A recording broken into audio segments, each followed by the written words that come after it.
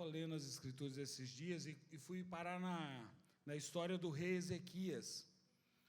A Bíblia fala que o rei Ezequias foi um cara que fez igual Davi. Ele pegou todo o reino, preparou tudo, tirou os altares que não eram de Deus, fez tudo o que era possível. E a Bíblia fala que antes dele e depois dele não teve um cara que se esforçou tanto assim. E Ezequias, você olha assim para Ezequias e fala assim, quem foi o pai de Ezequias para ele ter aprendido a ser desse nível? O pai de Ezequias matou o irmão dele, sacrificando o irmão dele como um culto a um outro Deus. E aí você fala, então não foi o pai dele. A Bíblia fala que ele aprendeu com Davi.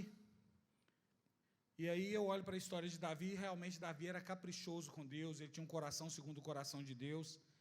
E Ezequias foi lá e fez tudo isso para agradar a Deus. Só que Deus manda o profeta avisar Ezequias, falando que ele vai morrer. E o profeta chega lá para avisar ele começa a chorar e fala, Deus, se eu estou tão fiel, tão legal, tão conectado com o Senhor podia me dar mais uns anos de vida. E antes do profeta sair do pátio do palácio, Deus manda o profeta voltar e fala, volta lá, porque eu vou dar mais 15 anos de vida para ele. E acontece uma coisa interessante, que o Ezequias ele é curado, e por causa dessa cura que ele teve, o rei de Babilônia manda os mensageiros lá, dá um presente para ele, porque ninguém nunca tinha sido curado de uma doença dessa. E ele tinha sido, e a notícia correu. Só que quando os mensageiros chegam, ele mostra o reino inteiro, mostra tudo. Aí o profeta chega e falou, o que você mostrou? Ele falou, eu mostrei tudo o que eu tinha. E o profeta vira para ele e fala,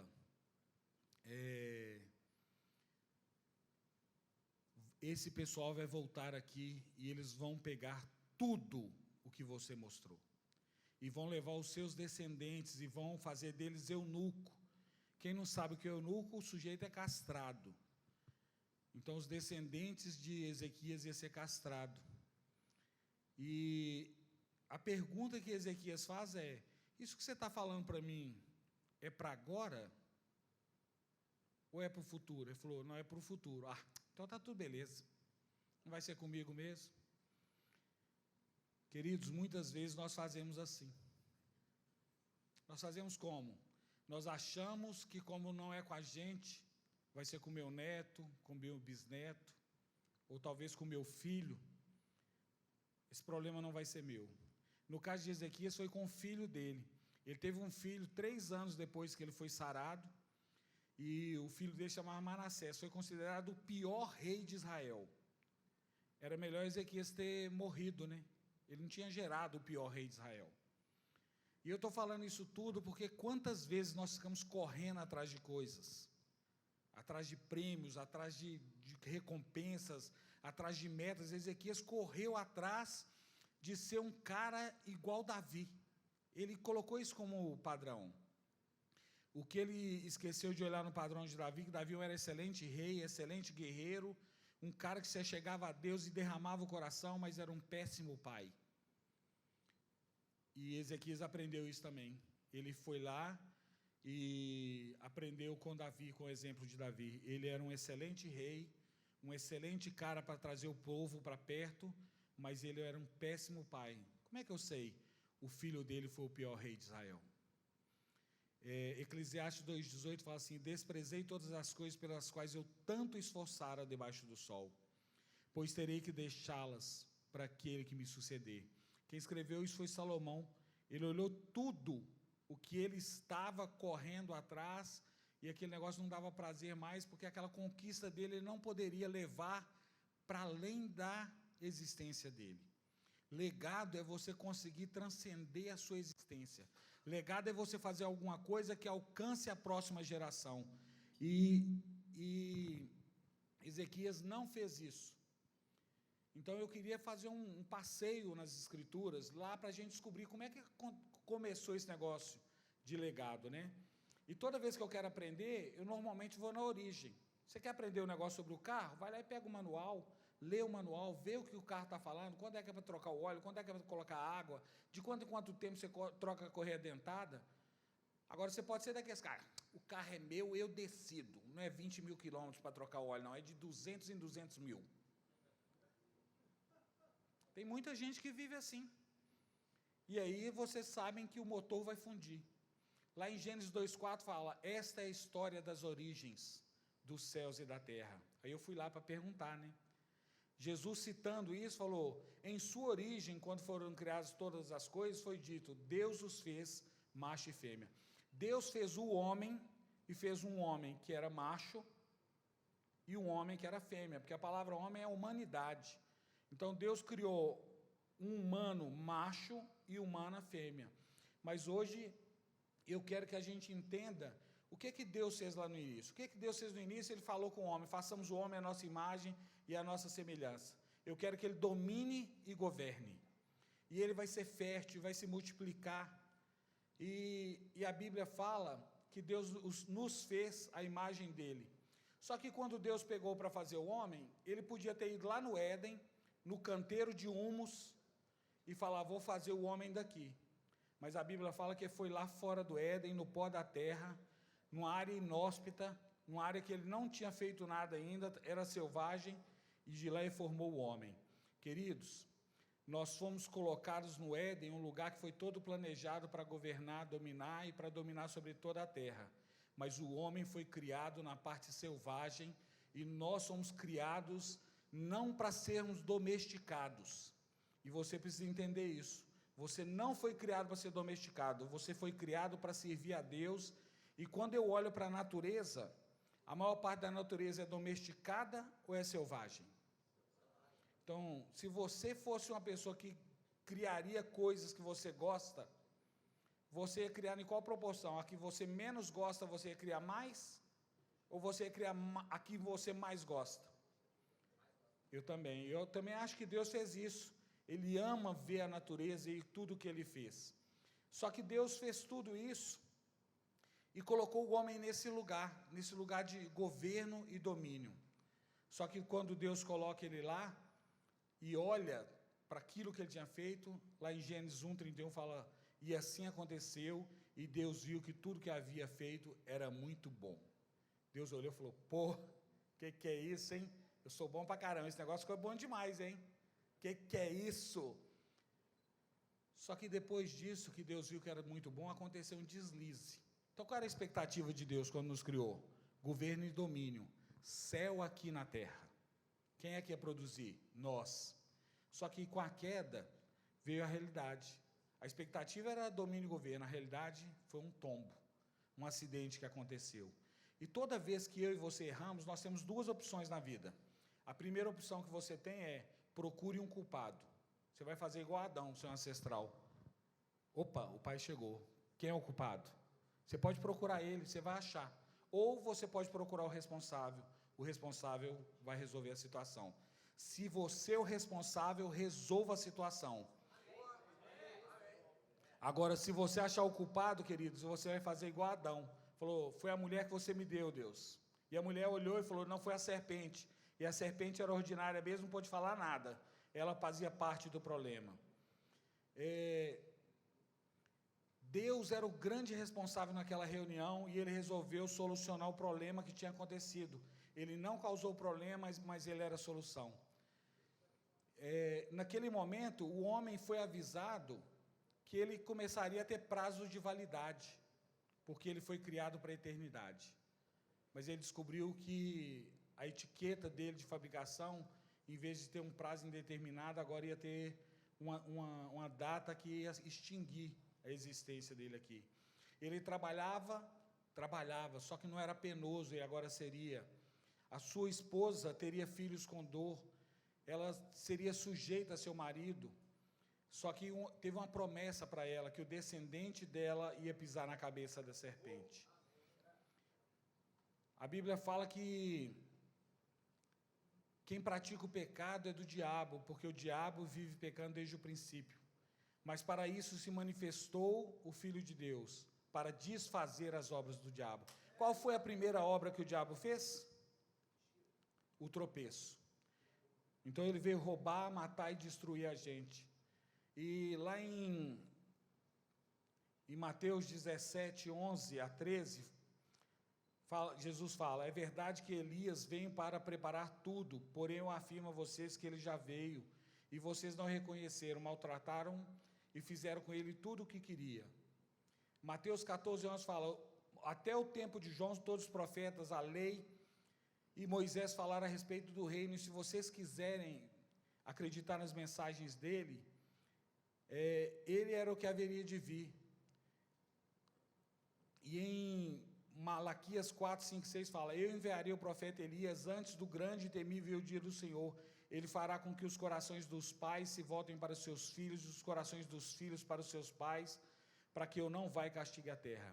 O que o profeta Elias tinha que anunciar é: se arrependam e voltem o coração de vocês para os seus filhos, e os filhos para os seus pais, para que não castigue a terra. Elias, a Bíblia fala que João veio no mesmo espírito de Elias e nos anunciou que era para nós reestruturarmos essa ligação que havia sido quebrada.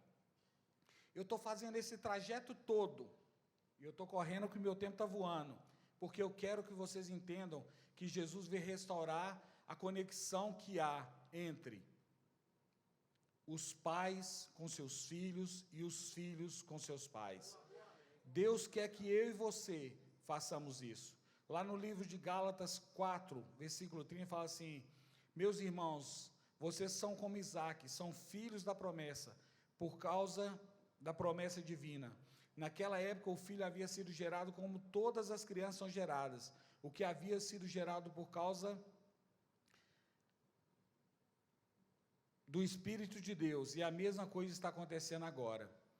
Tem duas formas que a Bíblia fala que nós podemos gerar filhos. A primeira forma é quando nós vamos lá e possuímos as nossas esposas. Essa é a forma natural. Só que tem uma outra forma de gerar filhos. É quando Deus gera seus filhos. É uma forma sobrenatural. E quando eu olho para isso, eu olho para Isaque, e a Bíblia fala assim que o filho que havia sido gerado, como todas as crianças são geradas, Isaque tinha sido gerado como todas as crianças são geradas, e ele era filho de Abraão, só que ele entendeu, e a Bíblia fala assim, que ele entendeu que a herança dele não era natural, e a Bíblia fala: perseguiu o que havia sido gerado por causa do Espírito, por causa da promessa divina. Isaque entendeu que a promessa que Abraão tinha era uma promessa espiritual, e eu quero falar com você que Deus tem uma promessa para nós. Deus tem duas formas das coisas acontecerem: a natural, eu e você fazemos, e uma sobrenatural, uma fora do normal. O segredo do nosso Pai, ele foi colocado na Bíblia o tempo todo. Quem já teve a oportunidade de ler a Bíblia toda, de folheá-la? Faz aí para mim. Quem já saltou quando estava lendo a genealogia? O que é isso, irmãos? Vocês estavam me vendo, aprenderam comigo? Pelo amor de Deus, hein? Por que a gente fazia isso? Porque você começa a ler a história daqueles casos e fala assim: gente, eu nem sei quem é esse cara, por que eu estou lendo isso? E aí, quando eu olho para a história desses caras, eu vejo que Deus, através deles, fez um fluxo. E quando eu pego a genealogia e eu olho esse fluxo que foi feito, foi Adão,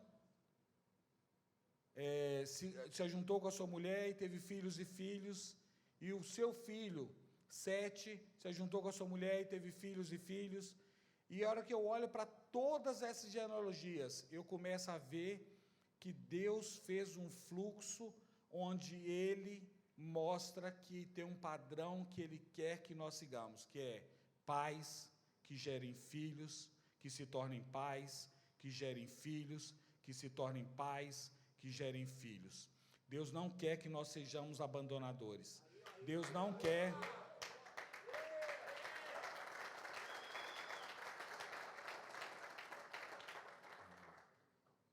Deus não quer que eu e você, queridos, sejamos pessoas que larguem o que foi feito. Só que quando você entende o padrão de Deus para mim e para você, que é pai gerando filhos que se tornam pais, você tem que entender que a vontade de Deus para mim e para você não é que nós somente geremos filhos naturais. Deus quer que você e eu cuidemos para que os nossos filhos tenham o entendimento que a promessa que está sobre nós é uma promessa espiritual. Porque se você for um filho gerado espiritualmente, nasceu de novo, você está indo para o céu.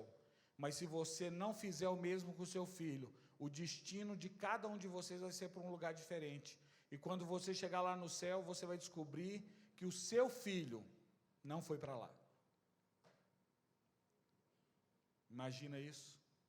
Você poderia ter cuidado do seu filho. Você poderia ter feito tudo o que era necessário. E aí, lá em João 1, capítulo 1, versículo 3, fala: eles não se tornaram filhos de Deus pelos meios naturais. Espera aí, eu não consigo me tornar filho de Deus pelos meios naturais? Não. Não nasceram como nascem filhos de homens. O próprio Deus foi quem foi o pai deles. Aí eu pergunto, se eu lesse um texto desse, eu ia falar: pai Deus, eu achei que só pelo fato de eu ter nascido de Adão, eu já seria seu filho? Não. Nós precisamos de alguma coisa a mais.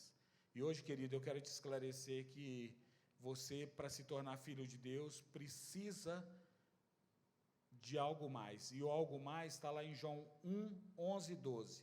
Veio para o que era seu, mas os seus não receberam. Contudo, a todos quantos o receberam, e aos que creem no seu nome, deu-lhes o direito de se tornarem filhos de Deus.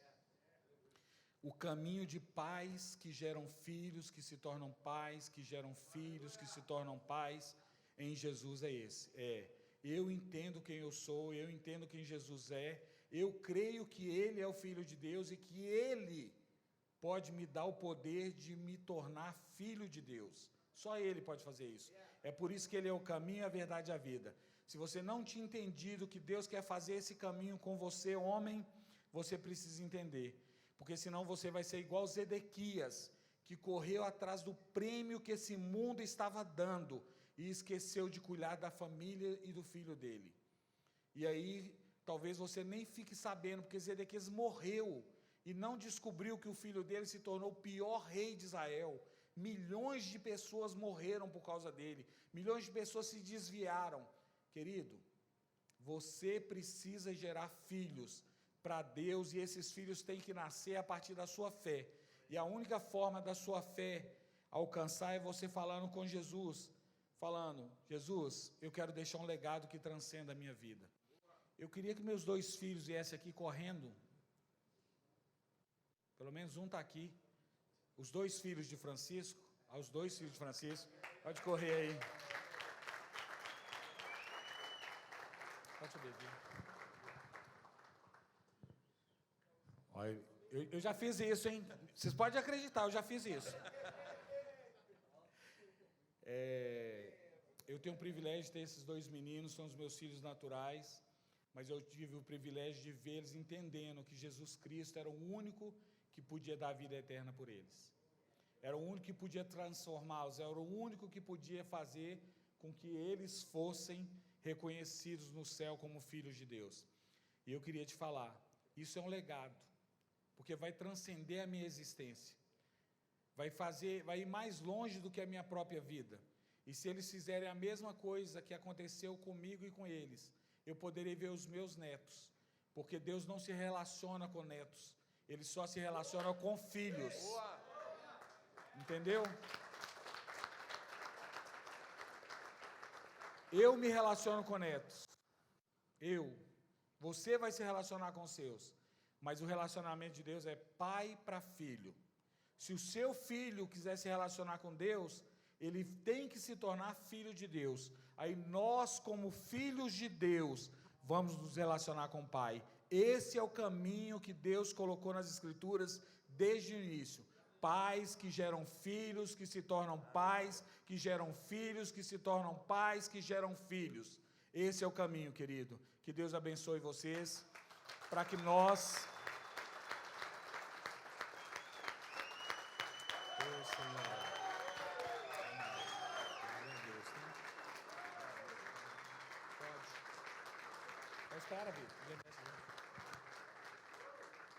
Querido, se você entender isso, você vai fazer com que a sua existência não seja 20 anos, 30, 40, 50, 100 anos.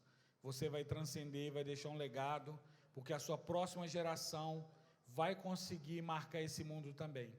Eu te convido a deixar uma herança nessa terra que transcenda a sua existência. Que Deus abençoe vocês.